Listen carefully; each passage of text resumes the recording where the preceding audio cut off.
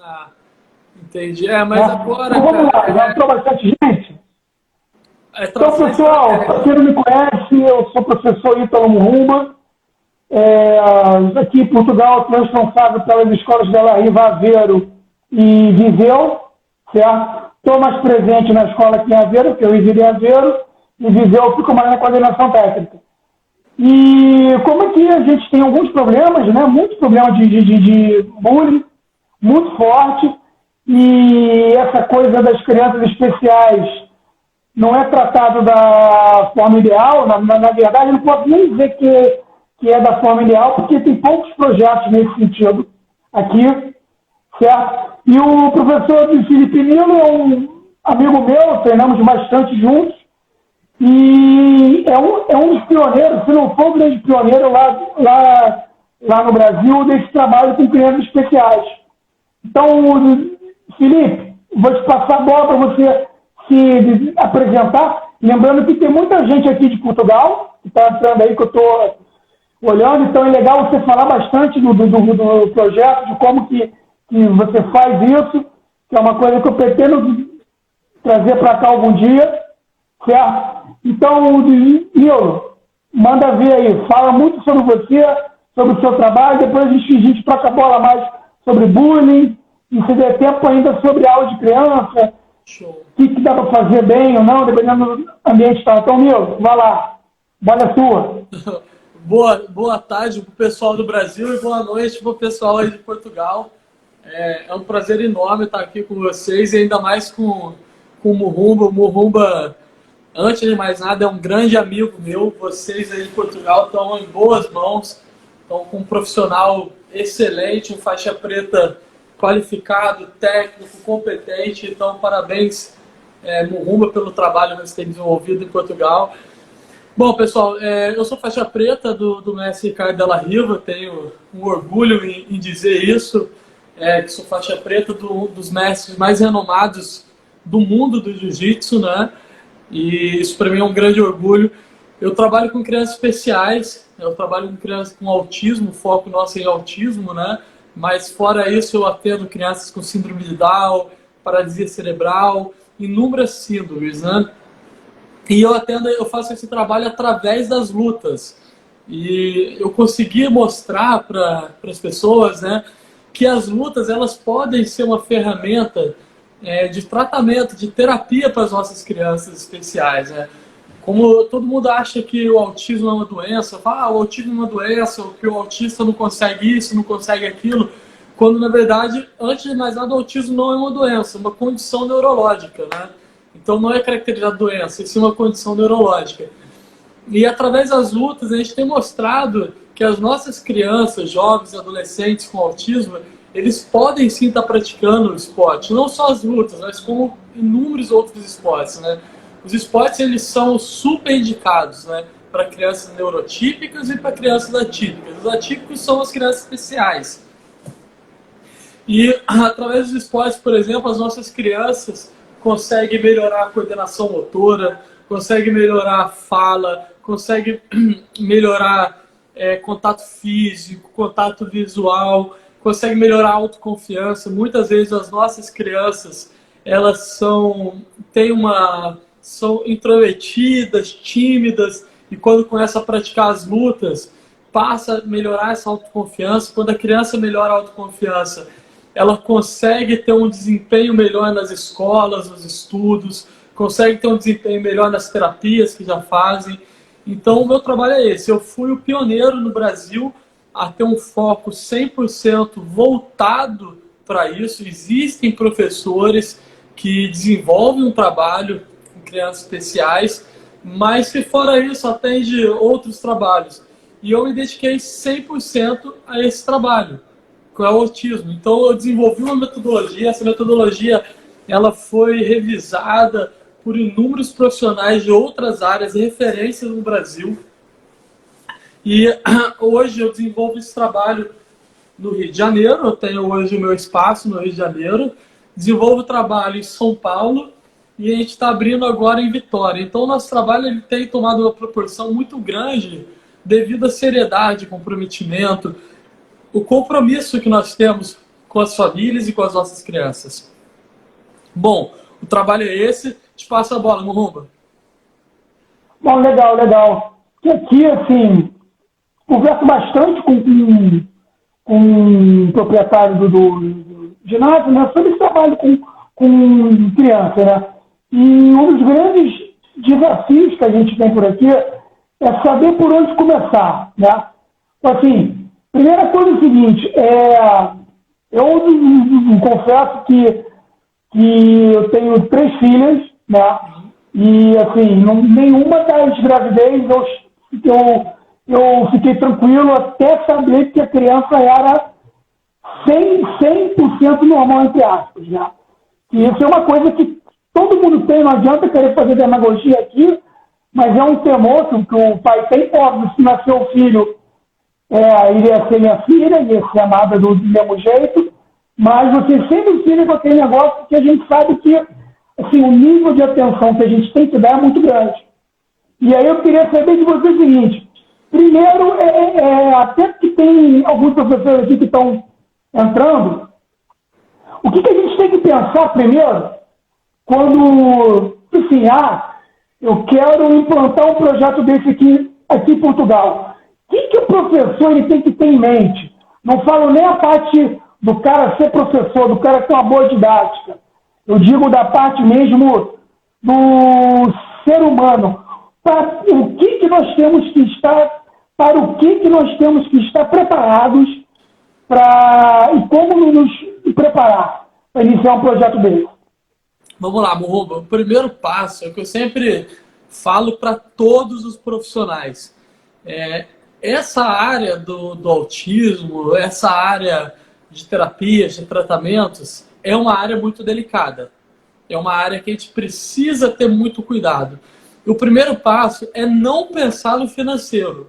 O que acontece muito, Murumba, é que as pessoas eles querem montar um projeto, por exemplo, eu quero montar uma academia de inclusão para o autismo. E está pensando unicamente na questão financeira.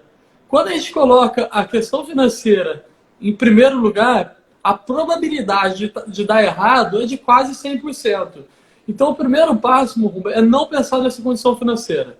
É deixar isso de lado, deixar isso como uma consequência, certo?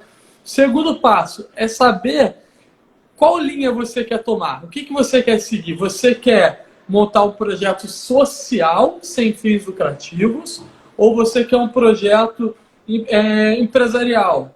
Um projeto que você quer viver disso, depender disso. A partir desse momento que você desenhou, você começa a vir para as outras áreas. O professor, ele precisa quebrar tudo o que ele sabe. Quando a gente vai lidar com autismo, com crianças especiais, seja qual for a área, a gente precisa entender que é outro mundo que eles vivem. Eles têm uma outra maneira de ver o mundo, eles têm uma outra maneira de ver as coisas. O que a gente vê de uma maneira, eles veem de outra.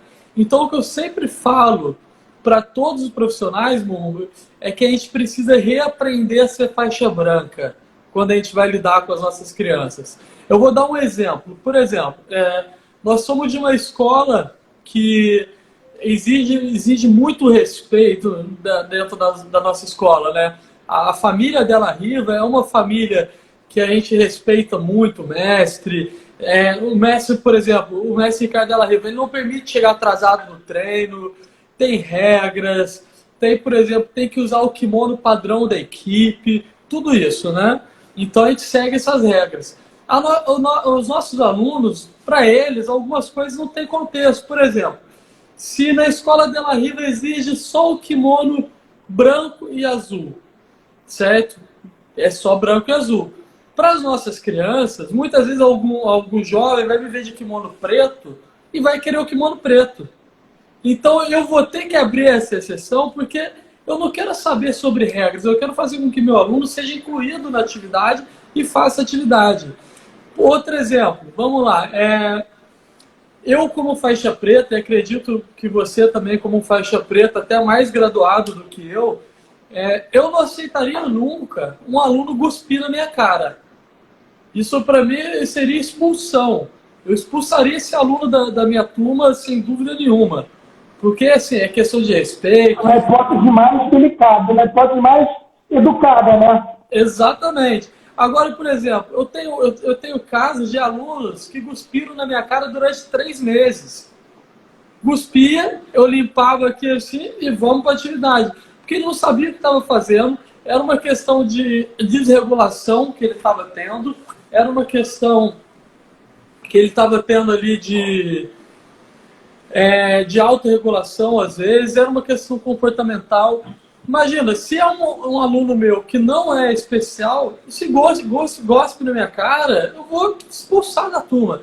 Então, a primeira coisa, a segunda coisa, Murumba, é a gente ter que reaprender a ser faixa branca. Por exemplo, eu não vou ensinar o meu aluno a dar um double leg, a dar uma baiana. Eu vou ensinar meu aluno a dar um abraço na perna do tio, que é mais fácil. Então eu tenho que me readaptar, eu tenho que reaprender tudo que eu sei para poder transferir isso para o aluno. E o terceiro passo, Murumba, amor. A gente tem que ter muito amor, muito, muito amor. A gente tem que entender as famílias, a gente tem que entender o número de terapias que aquela criança faz, quais medicamentos essa criança toma, certo? Mas só o amor não vai funcionar, Murumba. Eu estou batendo muito em todas as lives que eu tenho feito assim, hoje, por exemplo, são 3 lives que eu vou estar fazendo. E eu tenho batido muito nessa tecla. Quando a gente fala de criança especial, a gente fala muito do amor, que tem que ter o amor, sem dúvida. Tem que ter o amor. Eu amo o meu trabalho, amo. Mas só o amor não funciona. Eu preciso ter o conhecimento, eu preciso entender o conhecimento, eu preciso saber o que eu estou fazendo, eu preciso estar embasado em evidências, eu tenho que ter evidência do que eu estou fazendo. Então, se eu for, por exemplo, eu uso muito uma técnica da psicologia dentro do meu trabalho, que é o ABA, Análise do Comportamento Aplicada, que é algo que eu trabalho muito, fiz especialização em cima disso. Então, eu uso evidência. O ABA é algo comprovado cientificamente, tem evidências. Então, não adianta eu fazer, tipo, por amor só. Só o amor não vai funcionar. A gente precisa realmente ter a técnica e o conhecimento do que a gente está fazendo sempre, Murumba. Até porque, né, o nosso trabalho ele é observado, ele é medido sempre, né? Então, assim, um trabalho desse, com criança em geral, né? Se não tiver uma metodologia, um embasamento, seja ela qual seja, não vai para frente. E dando uma seguida aí, Felipe, como que você planeja as suas aulas? Por exemplo, os professores da Escola Bela Riva, nós temos feito reuniões, pelo menos uma vez por semana pelo Zoom, para discutir planejamento, e o mestre passa para a gente, está passando para a gente como que ele pensa que tem que planejar a semana de aula, o mês e tal. Sim. Ele está lá no nosso CT, aí demonstra como que é o ideal e tal. Então, isso, claro, a gente está falando para adulto, né? Isso não funciona tão bem como com criança e acredito que, com certeza, não deve funcionar com as crianças especiais. Sim. Né? Como que você faz? Como que se deve fazer? Acho que, antes de mais nada, você falou também, eu tenho acompanhado as questões que o mestre tem passado durante a semana, né? O mestre tem feito, o mestre está trabalhando. O pessoal tá achando que o mestre está de folga, tá nada. O velhinho tá trabalhando pra caramba. Eu tô trabalhando muito mais. Eu cuido também das coisas da escola interna, estou trabalhando muito mais agora do que antes. Ele está trabalhando muito. E o que acontece? A metodologia do Della Riva é uma metodologia simplesmente excepcional. Inclusive, eu uso muito da metodologia da nossa escola adaptada para poder passar para professores. Aquela questão, por exemplo, da metodologia do mestre, que fala da dimensão do professor, tudo isso. Eu uso muito isso para poder treinar profissionais, que eu treino por todo o Brasil nessa questão, né? E o que acontece? As nossas aulas, vamos lá. Primeiro passo, Murumba, quando se trata de autismo, eu tenho que entender o autismo a fundo. O autismo ele tem muitas questões, muitas questões que são peculiares, né? Para a gente falar um linguajar assim, são questões peculiares. Então eu não posso chegar com uma criança com autismo e simplesmente colocar ela para poder fazer uma atividade coletiva. Exemplo, você imagina assim, eu tenho um aluno, esse aluno meu, ele tem uma questão sensorial auditiva, ele tem uma questão auditiva muito sensível. Então, se você fala um pouquinho mais alto com ele, pode gerar uma desregulação nele, tudo isso, né? Esse é o primeiro passo. Você imagina, eu pego esse aluno meu e coloco esse aluno numa turma coletiva ali com 10 crianças. As crianças tudo gritando, pulando, brincando. Esse aluno meu com autismo, ele vai ter uma crise, ele vai começar a chorar, ele pode começar a se autoagredir, ele pode começar a agredir os outros, ele pode se bloquear com a atividade e não querer nunca mais pisar em nenhum tatame.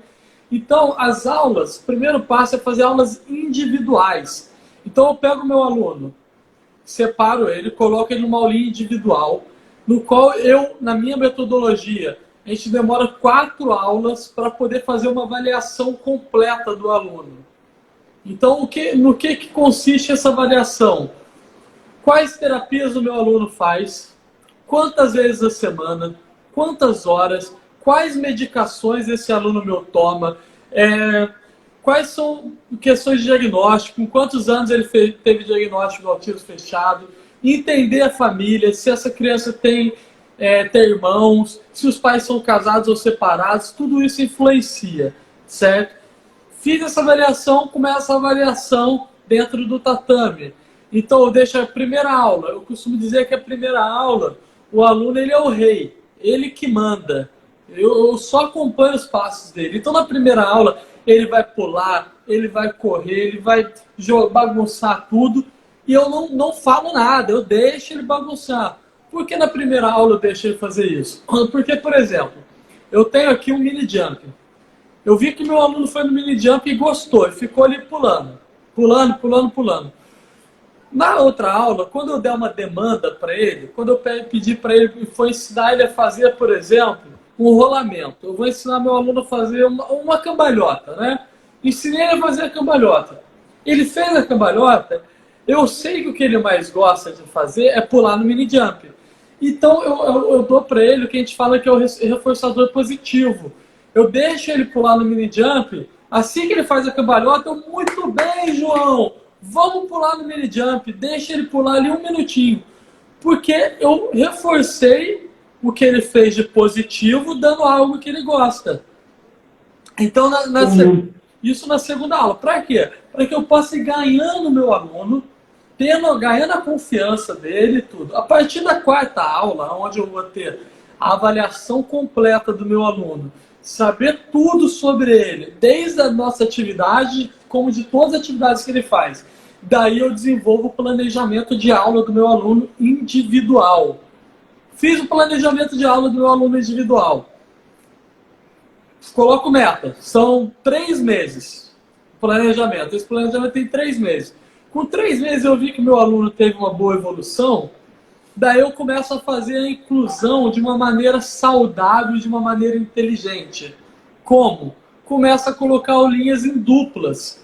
Porque a aulinha dupla ainda gera o silêncio, mas eu começo a fazer uma interação do meu aluninho com outro aluninho, até que eu vou preparando esse aluno para entrar numa turma coletiva. É muito importante a gente entender que não existe, Morumba, um tempo certo. Ah, é com 3 meses, Felipe? É com 4 meses? É com 6 meses? Não. O nome do transtorno já diz transtorno do espectro autista. Espectro quer dizer único. Então, não existe um autista igual ao outro. Então, eu tenho autista que demora 3 meses para estar numa turma coletiva, e eu tenho autista que está comigo há 2 anos e ainda não está numa turma coletiva. Então, é muito relativo. Eu preciso ter a compreensão e preciso controlar a minha ansiedade, porque muitas vezes nós somos ansiosos como professor, de querer, eu quero ver meu aluno fazendo atividade, mas nessa ansiedade eu posso fazer com que ele se bloqueie com a atividade. Então eu preciso ser cauteloso, Murumba. A gente conversou sobre isso hoje também, um dos temas, as coisas, né, da gente, assim, fazer de diferenciação de como passar o armlock para o iniciante, para o faixa azul, para o roxo, para o marrom e para o preto. Porque muitas vezes a gente quer ficar explicando para o cara 10, 15 vezes e o cara não consegue fazer, né? Certo, né? Aí você fica ali, pô, você se sente frustrado, porque você acha que não está conseguindo passar, e o aluno fica muito incomodado. Ele fala, pô, tá vendo? Falou 15 vezes, não estou conseguindo saber, porra, não leva o jeito. E uma coisa legal que o mestre disse hoje é o seguinte: corrige 2, 3 vezes, depois deixa o cara. Para mais ali na frente, corrige de novo, ó, você não está fazendo direito. Isso eu achei legal, porque é uma coisa assim que a gente passa isso com adulto, né? Imagina com criança, imagina com as crianças especiais, né? Sim, sim, Muhuma, é muito importante. Por exemplo, às vezes, eu não uso com meus alunos, raramente, por exemplo, assim, de 50 alunos, eu uso com 5, com 10% de termos técnicos. Com o restante, eu não uso termos técnicos. Então, por exemplo, no judô, eu não vou ensinar o meu aluno a fazer um osotogari. O que vai significar para ele osotogari? Ele não vai entender. Eu ensino para ele a fazer um golpe da perninha por fora, que é muito mais eficiente, e é o osotogari. Então a gente precisa, Murumba, quebrar muito paradigma. A gente precisa quebrar essa questão de, eu quero fazer o meu aluno fazer um armlock perfeito. Calma aí, é o que você quer. Mas e o que o seu aluno quer? E o seu aluno, ele está preparado para isso? Ele sabe fazer isso? Você entende se aquele dia, no caso do autismo, se o dia do aluno foi bom, se ele está vindo de uma outra terapia, se mudou alguma coisa na rotina. Então a gente precisa entender muito, muito mais a fundo e ser muito sensível. E quando a gente vai trabalhar com crianças especiais, sendo qualquer criança especial, síndrome de Down, Asperger, autista, criança com hipotonismo, paralisia cerebral, seja qualquer um, a gente precisa ser sensível. A gente precisa ter uma sensibilidade muito grande, muito, muito, muito. No caso do autista, ainda mais, porque para eles é tudo, tudo, tudo muito ao pé da letra, tudo para eles é delicado. Então, por exemplo, eu tenho um caso assim, de um aluno meu que estava super bem, e ele estava vindo para atividade, aqui para o nosso espaço. Quando ele estava vindo, ele está acostumado a fazer um único caminho. A família faz ali um único caminho que chega. A rua que ele estava acostumado a passar estava em obra. Então teve que mudar a rota. Quando mudou a rota desse aluno meu, ele se desorganizou.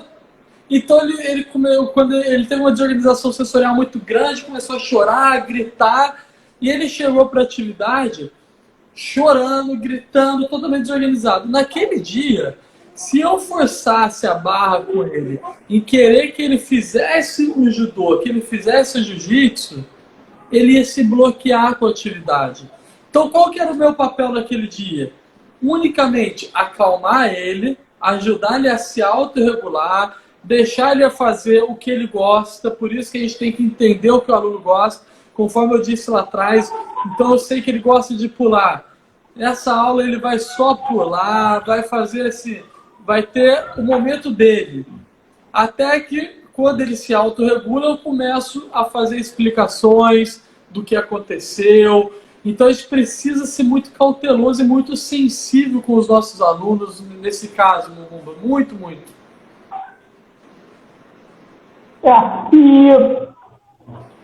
Aí saindo um pouquinho, mantendo um pouquinho, né, que a gente acaba botando a criança em duplo, ela já começa a ter uma participação social, né, e a gente sabe que tem vários graus de autismo, inclusive de deficiências, né. Sim. Eu lembro que quando eu morava no Brasil ainda, minha filha estudava numa escola no Recreio, chamada Oficina da Criança. E eles tinham lá uma política muito legal, que em cada turma tinha uma ou duas crianças com alguma deficiência. Né? Sim. Aí várias, deficiência óssea, deficiência síndrome de Down, anismo, enfim, várias coisas, né? Então, e isso fez muito bem para Luana, que na sala dela tinha uma menina que teve problema de falta de oxigenação no parto, então ela não anda, ela ficou super amigo dela, e os pais dela falam que a inclusão que a Luana fez com ela, de trazer ela para o grupo, né, ajudou muito no desenvolvimento dela. Né? Mas a gente sabe, né, no Brasil tem muito aqui em Portugal, é um negócio absurdo, que é o tal do bullying. Né? Então, assim, se por um lado é legal a escola fazer esse trabalho de inclusão, né, colocando essas crianças com qualquer tipo de especialidade dentro das classes com as outras crianças, mas também essas escolas têm um trabalho muito maior, que é de monitorar o bullying, que é algo que aqui em Portugal não funciona. Tá? Aí no Brasil eu vi ótimos trabalhos na oficina da criança. Funcionava muito bem, e as crianças com deficiência eram muito, muito queridas por todos. Mas aqui é bem complicado. Né? Aí eu queria que você falasse um pouquinho daí no Brasil, nessas escolas que você tem mais contato, também tem essa... Eu não lembro se no Brasil é lei. Eu acho que no Brasil chegou até a ser lei. As escolas privadas darem uma cota da sala para criança especial. O bullying, o Rumba, infelizmente, ele é real, né? Quando a gente fala de bullying, muitas vezes, para algumas pessoas, acha as pessoas mais ogras, vamos dizer assim. Elas acham que o bullying não existe, que o bullying é um modismo, que o bullying é uma brincadeira, quando na verdade o bullying é real. O bullying, ele pode gerar consequências para uma vida toda, toda. O que a criança na escola sofre de bullying com 5 anos, 6 anos, ela pode levar até o final da vida dela. Então, antes de mais nada, o bullying é real, infelizmente. O que eu sempre explico, o que eu procuro muito fazer, quando eu dou treinamentos, cursos, palestras, sempre orientar os professores, orientar os pais, orientar as famílias, orientar os terapeutas, a gente falar desse tema. É importante a gente abordar o bullying. O bullying é muito importante ser abordado. Então, hoje, o mais importante é as famílias conscientizar os filhos do que isso pode acarretar numa criança especial. Então, por exemplo, eu tenho um filho, meu filho ele não é autista, ele está com 5 anos, e eu sempre converso com ele que pode ser que um dia ele vai estudar com um coleguinha que tem uma dificuldade maior, ele vai estudar com um coleguinha mais cheinho, ele vai estudar com um coleguinha negro, para que ele nunca faça o bullying, porque nós somos todos iguais, Murumba. Nós somos todos iguais. Eu sou igual a você, então é muito importante conscientizar as nossas crianças. Eu como pai, você como pai, a gente está sempre conversando com os nossos filhos para que eles não sejam as crianças que fazem o bullying com o outro, né? Então, assim, a gente precisa dar essa orientação. Uma coisa que eu falo bastante, né, é que, inclusive nas peças de divulgação que eu faço, é que na arte marcial a gente ensina a criança a, primeiro de tudo, não fazer o bullying. Evitar, conter, ver o amiguinho que está fazendo, conversa com ele e tal. Mas, né, quando o bullying se torna físico, né, e aí nossas crianças, né, infelizmente ou desinfelizmente, estão preparadas para ter uma reação, né? Exatamente. Que nem sempre é bem visto dentro da escola, né? Então, uma discussão que eu tenho aqui grande nas escolas, que eu já apresentei os vídeos aqui em algumas escolas, porque, assim, eu vejo muito caso de agressão, né, do agressor fazendo bullying. Sim. Mas eu não vejo caso de reação, porque a reação é muito contida. Sim. Né? Então, e aí fica um negócio muito complicado, porque pro cara a criança que faz um bullying, ela não tem nenhuma orientação de que aquilo ali não deve fazer. Entendeu? Fica muito. E aí, um dos trabalhos que eu estou tentando implantar aqui é esse negócio de primeiro, não fazer bullying, e segundo, quem chega querendo fazer bullying, infelizmente, vai ter a defesa. É o que recentemente eu dei uma palestra, um curso para mais de 3.000 diretores de todo o Brasil, diretores de escolas. E o tema dessa palestra foi exatamente a questão das lutas dentro das escolas como uma maneira de aula mesmo, de melhora, tudo. Eu falo por mim, quando meu pai me colocou no judô, eu iniciei no judô, né? Quando meu pai me colocou no judô, eu tive uma melhora de comportamento surreal, melhora de nota de escola, enfim, né? Mas o mais importante, por exemplo, eu tenho um caso meu aqui, muito, muito bacana, que é o de um autista, que ele fazia judô comigo já, fazia judô e jiu-jitsu, e um dia o tatame da nossa estava em reforma. Então, como estava em reforma, não tinha como fazer atividade. O que eu fiz? Eu levei ele para jogar futsal. Aí ele no futsal, jogou futsal, brincou, tudo. Perguntei para ele. Ele gostei, tio. Ele consegue se expressar muito bem. Ele gostei, tio, gostei muito. Eu falei, mas por que você não joga na escola? Ele, tio, quando eu jogo na escola, ninguém toca a bola pra mim. Caraca, aquilo me pegou, sabe? E isso é um caso de bullying. Por que os amigos não tocavam a bola pra ele?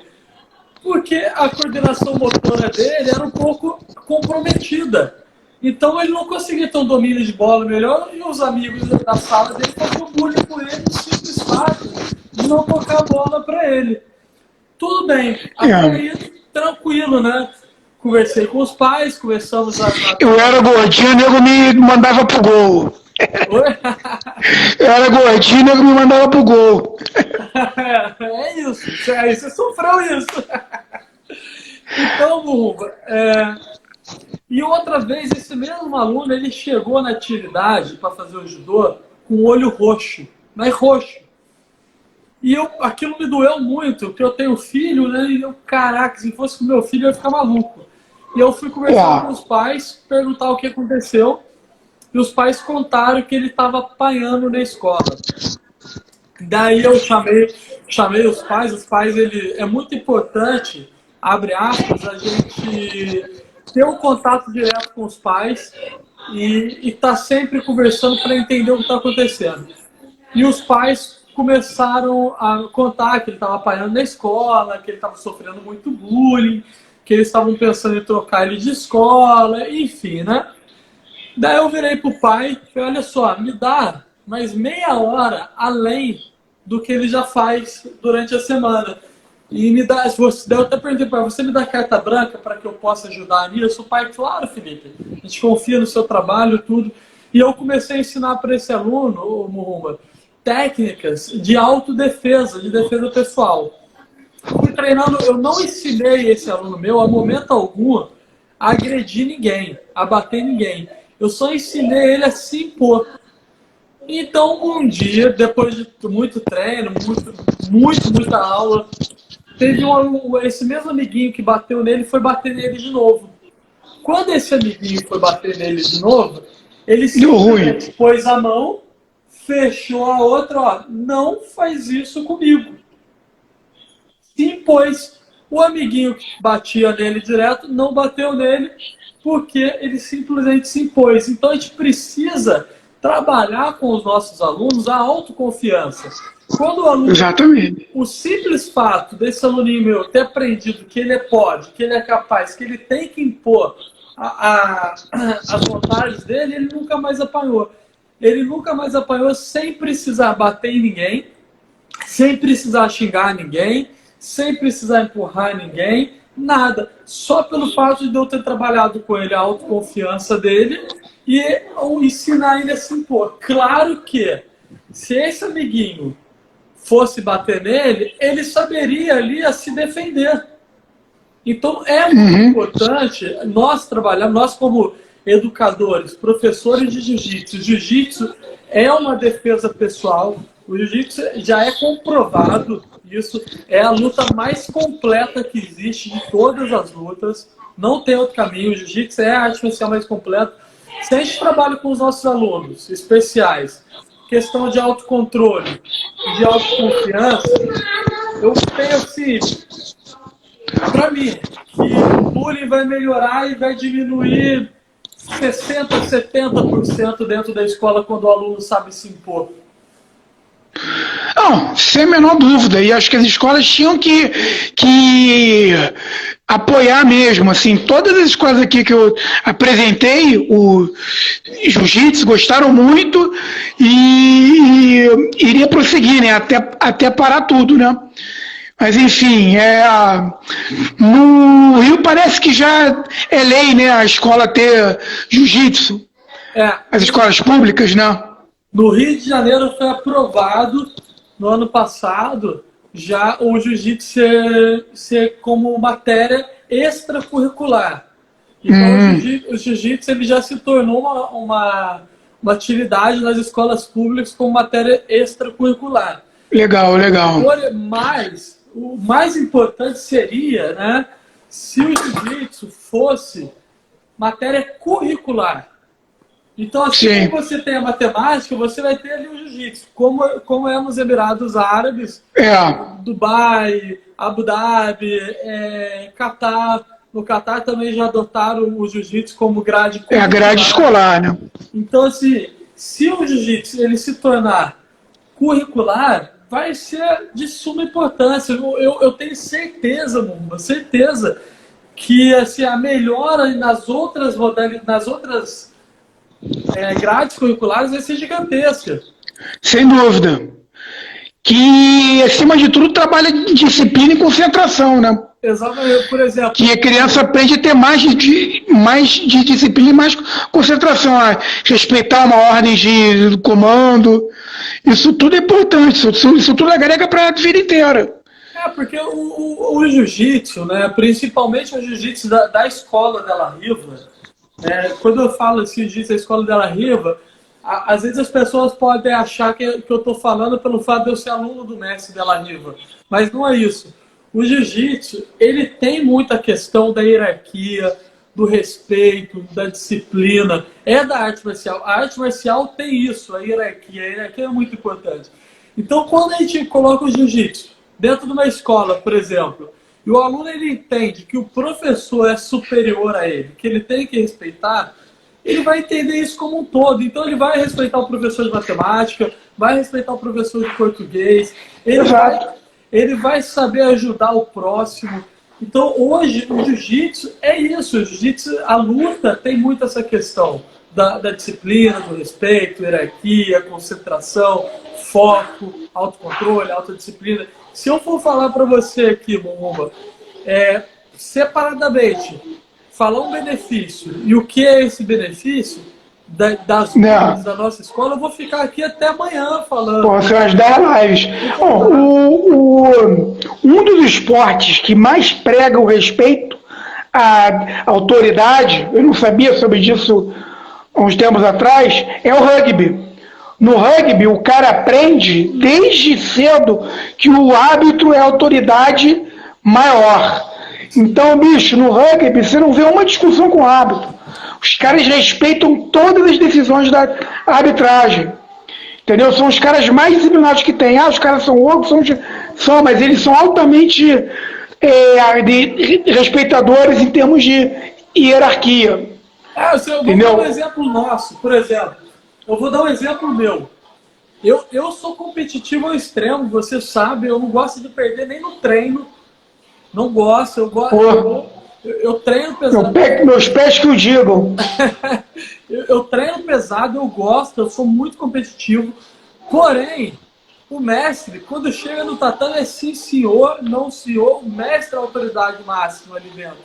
Tanto que eu tenho, pô, se eu encontro Della Riva, igual eu encontro às vezes Della Riva na padaria, encontro Della Riva, é sim senhor, não senhor, estando dentro do tatame ou não, porque ele é a referência. Por exemplo, quando você está dando aula, quando você estava dando aula lá na matriz, eu não entrava no tatame sem você autorizar, porque você era ali a autoridade máxima. E isso é para mim. Então, por exemplo, eu sou faixa preta 3º grau. Você é faixa preta 4º grau. Somos amigos, irmãos, eu te considero pra caramba. Mas, acima de tudo, eu te respeito.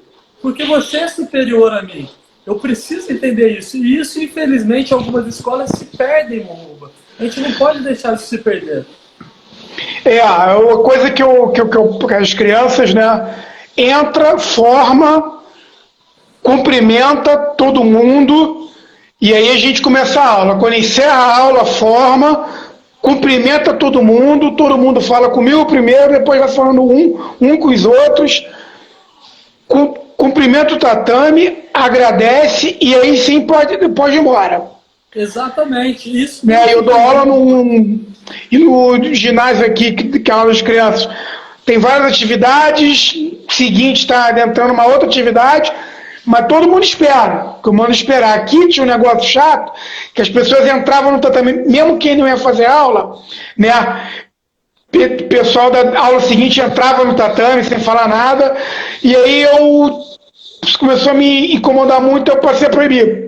Mas é isso. Eu falo só, na minha aula só entra quem autorizar, fazendo favor, até por uma questão de acidente. Entendeu? Que uma pessoa não tem essa doutrina de respeitar o dojo e nem o professor que está ali dando aula. A gente precisa. O pessoal não tem aquilo. Eu dei aula há muito tempo. Eu parei agora, recentemente, de dar aula para adulto. Agora, eu dava aula para adulto agora só como hobby. E para mim é deu também, não trabalho mais com adulto, mas eu dava aula para uma turma. Essa turma, Momba, era uma turma assim, com 20 faixas pretas, cada um de uma equipe. E esses faixas pretas eram médico, juiz federal, tudo quanto é tipo de pessoas, né? Cada um, assim, só patente alta da sociedade. E era uma bagunça. Quando eu comecei a dar nessa turma, eu coloquei normas. Então, por exemplo, podia ser quem fosse. Se não chegasse no horário, não entrava. Tinha que cumprimentar. A gente precisa resgatar isso. O que eu tenho falado muito, para todos os professores, é resgatar a origem da arte marcial. Exatamente. Tudo está se perdendo. Você chega nessas competições, o atleta não tem respeito pelo outro mais. Você chega no não tem. Aqui, teve uma vez aqui no Open Lisboa, luta de faixa branca, o cara pegando o triângulo no outro, né? A área de luta estava próxima ali à grade, o cara dando um triângulo no outro, virando pro cara que tava filmando, mandando hang loose, mostrando a língua. Aí eu gritei pro árbitro: vem cá, meu amigo, isso aí você tem que punir, bicho. Tem que desclassificar. Não pode, o cara não, mas não tá na regra. Eu falei: como não tá? Isso é menosprezar o adversário. Ainda deu uma bronca do professor dele. Falei: pô, teu aluno faixa branca já tá fazendo isso, fica imaginando quando ele chegar na faixa maior. Então assim, a gente precisa... Entendeu? Você está criando um monstro. Falei no escolha dele. Então, por exemplo, vamos lá. Eu treino muito Momba. Como a matriz fica longe aqui da onde eu moro, né? Eu moro em Jacarepaguá e a matriz fica em Copacabana. Então, eu costumo ir muito ali na Gracie Barra com o professor Sandro, com o mestre Sandro. Na Gracie Barra da Península, que é pertinho. Cara, eu fico admirado de ver o que o Sandro faz. Os alunos respeita, hierarquia, disciplina, um cumprimenta o outro, postura, você não vê palavrão, nada disso. Então eu tô falando, por que eu tô dando o exemplo do Sandro? Porque é Gracie Barra. Porque as pessoas associaram, o Felipe tá falando isso porque é Della Riva. Não, vou dar um exemplo de uma outra equipe. Então você vê lá o Sandro, é muito bacana, ele consegue manter a questão do respeito, da disciplina, e ele tem resgatado muito isso na turma dele, lá na GB Península. A gente precisa resgatar. Então, falando agora da nossa equipe, mestre Ricardo Della Riva. O Della Riva, uma história impecável dentro do esporte, dentro do jiu-jitsu. Qualquer lugar do mundo que você chegar e falar que é aluno do Della Riva, você vai ser bem recebido. Então a gente precisa usar o exemplo do mestre. Infelizmente, surgem pessoas que querem difamar, que querem bater, deixa. Alunos, por exemplo, se eu saio, por exemplo, se eu chego lá no Della Riva, mestre, estou montando a minha equipe, estou saindo, vou para a equipe X, eu tenho que sair dali lembrando o que o mestre foi para mim, o que ele fez para mim e honrando. Eu não posso querer ser, tipo, arrogante e sair dali falando, pô, saí do Della Riva porque o Della Riva é isso, aquilo. Não, eu tenho que sair dali lembrando. Isso, tem um monte. Ama o mestre, sai falando um monte de besteira, e aí depois fala um monte de besteira. Vão tentar treinar em lugares sérios que escutam isso, já não são muito bem recebidos, aí querem voltar. E aí o mestre recebe de volta. É isso. E assim, o mais bacana de tudo, daí é onde a gente tem que aprender sempre. Eu já vi no Della Riva, por exemplo, vários alunos saindo e voltando, e o Della Riva recebendo de braço aberto. Exato. Entendeu? Então, como? Por exemplo, vamos assim, eu vou dar um exemplo, eu não queria tocar nesse assunto, mas eu tenho que me posicionar também nesse assunto do acontecido, do Della Riva com a Cláudia.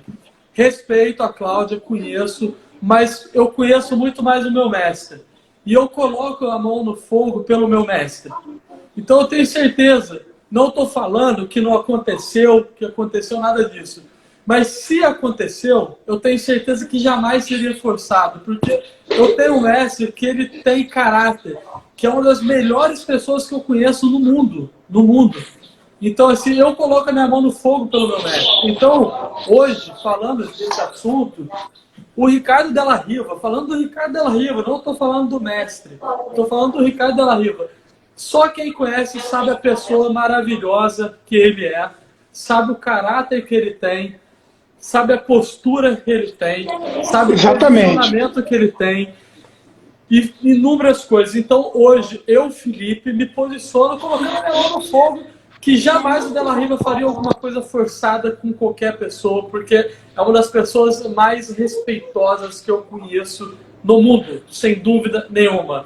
Então, a verdade é que só, né, eu não deveria, eu nem gosto de falar muito, que as coisas já estão sendo tomadas, mas a verdade é que essa história não andou muito à frente, porque não teve eco, né? Exatamente. Quando a história saiu, todo mundo, 90% das pessoas, não, calma, peraí que essa história aí tá muito esquisita. É isso. E aí, bateu e voltou, né? Enfim. Bateu e voltou, porque a gente tem um mestre, você imagina, eu nasci em 89. Em 89, o mestre já era faixa preta. Já era faixa preta.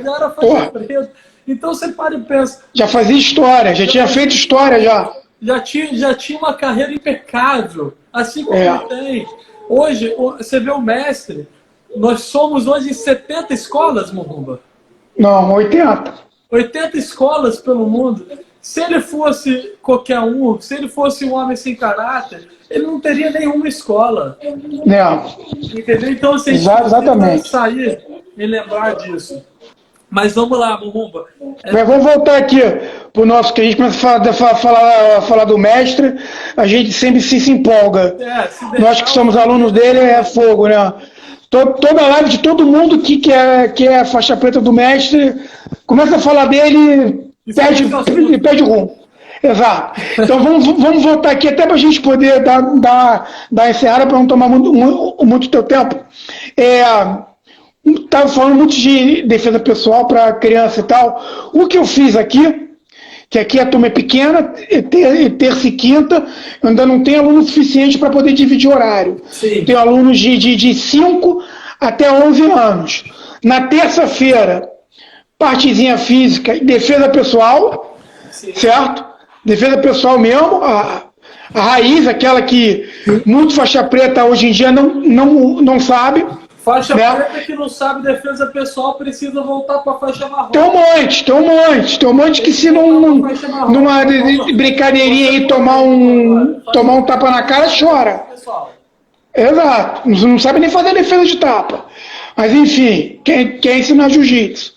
Enfim, e na quinta-feira a gente coloca jiu-jitsu mesmo. E aí vai do fundamento. Eu passo sempre uma quedinha de judô, que é para já acostumar a criança a fazer a transição de pé para o solo. E uma técnica de solo. E aí eu deixo os 10 minutinhos para as crianças rolarem. As crianças rolam. Depois, se comportarem bem, brincadeirinha ao final da aula. Aí é um pique-pega, corda, eu fico rodando a faixa. A última vez eu caí tonto, porque já tá todo mundo esperto, todo mundo pulando e o otário aqui rodando, né? Eu caí pra trás, calma, agora acabou a aula que o tio ficou tonto. O caminho é esse, Murumba. É muito importante, eu gosto muito de ressaltar, Murumba, o prazer. As nossas atividades, elas precisam ser prazerosas para as nossas crianças, sendo especiais ou não. A criança, por exemplo, ela vai para a escola muitas vezes período integral, sai da escola, é curso de inglês, é curso daquilo, N atividades, e depois vai para o jiu-jitsu, para atividades. Chega no jiu-jitsu, você imagina, o que antecedeu? Escola cansativo pra caramba, curso cansativo, e vai para o jiu-jitsu para chegar lá e ser chato? Não, tem que ser prazeroso. Então, assim, eu te conheço, né? Eu sei que você é um cara carismático pra caramba. Professores, tem que ter carisma, tem que ter nada. E pisou no tatame, os problemas têm que ficar fora do tatame. Você tem que focar ali em fazer a melhor aula da sua vida. Todo dia fazer a melhor aula da sua vida. Exatamente. Eu sempre quero... Minha aula seguinte tem sempre que ser melhor do que a minha aula anterior. Exatamente. Isso é que eu sempre... O final da por exemplo, o que você faz aí no final, de dar a brincadeira. A criança, ela tem uma memória curta. Então, o último momento é o que vai ficar guardado nela. Exatamente. Então, quando você faz ali a brincadeira, girou, fez aqui uma farra, ela vai embora lembrando só da farra. No outro dia ela vai querer, poxa, eu quero ir para a aula do tio. E já começa a aula caindo na brincadeira. Não, eu falo, no final da aula, se comportar. É muito importante isso, se comportar. E o que acontece? É muito importante, muito, a gente cumprir o que a gente falar. Então, por exemplo, se comportar, vai ter brincadeira. Se não se comportar, não tem brincadeira. Se a turma não se comportou, não dá brincadeira, não cede. Não dá. E às vezes é nem a turma, às vezes umzinho só ou dois fala, vocês estão pagando por eles dois. Infelizmente hoje não vai ter porque eles não deixaram a aula rolar. Eu já, até uma vez, eu tirei minha filha da aula. Sim. Não estava se comportando. Eu falei, é o seguinte, tchau, pode ir lá e ir lá para fora. É isso. Vai lá para fora. Tem que se e pronto, entendeu? É isso. Tem que ser. O nosso tempo aqui está esgotando. Tá esgotando. Pessoal, eu vou botar esse vídeo no YouTube, tá? Vou baixar ele, vou colocar no YouTube e eu vou mandar o link pro Nilo e a gente vai divulgar o link dessa live. E qualquer dúvida, pessoal, relacionado ao autismo, relacionado à aula, tudo, pode mandar direct para mim, pode mandar direct pro Murumba. Isso, Felipe Nilo Oficial. Então, contem sempre com a gente. Pessoal de Portugal, muito obrigado pelo carinho, obrigado pela presença. Boa. Aqui. Vamos ver se quando as coisas voltarem ao normal, eu consigo aqui um patrocínio para te trazer aqui para fazer as palestras. Mas aqui agora, bicho, tudo torneira fechada. Entendeu? Então, pessoal, um beijo no coração de todo mundo. Fiquem com Deus. Murumba. Beleza, pessoal. Um abração para todo mundo, hein? Obrigado pela presença aí. Abração. Valeu.